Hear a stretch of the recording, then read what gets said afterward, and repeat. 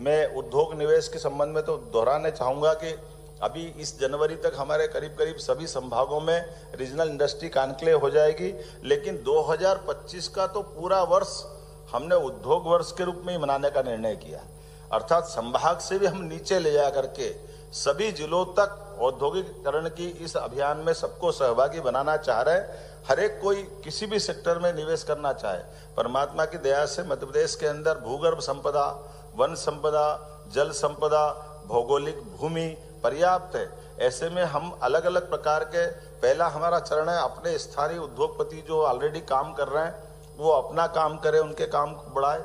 दूसरा, एक काम से दूसरे काम में जो जाना चाहते हैं उसको भी मदद कर रहे हैं। तीसरा, इसके अलावा देश के अंदर के बाकी उद्योगपति जो अपने अलग अलग बड़े बड़े ब्रांड नाम से काम कर रहे हैं वो आकर हमारे प्रदेश में काम करें, हम उसको भी मदद करने को तैयार है।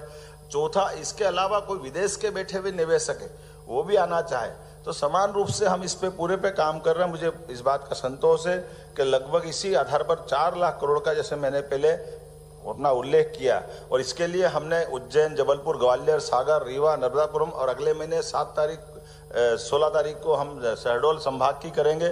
फिर भोपाल में पहली बार ग्लोबल इंडस्ट्रीज कॉन्क्लेव करेंगे। माननीय प्रधानमंत्री जी ने उसकी भी समय अपनी अनुमति दी है। वो 24 फरवरी को हमारे यहाँ ये कॉन्क्लेव होगी जिसमें माननीय प्रधानमंत्री जी स्वयं शामिल होंगे।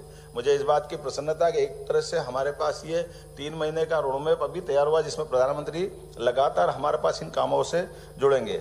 लेकिन इसके लिए भी हमने अपने संभाग में भी की, लेकिन मुंबई, बेंगलोर, कोयम्बटूर, कोलकाता और अब बाकी राज्यों के अलग अलग ऐसे निवेश की बड़ी संभावना के महानगरों में जाकर के भी हमारे अधिकारी वहाँ रोडमैप करके अपनी सारी चीज़ों की, अपनी पॉलिसियों के बारे में बात कर रहे हैं जिस आधार पर बड़े पैमाने पे लोग आकर्षक हो रहे हैं।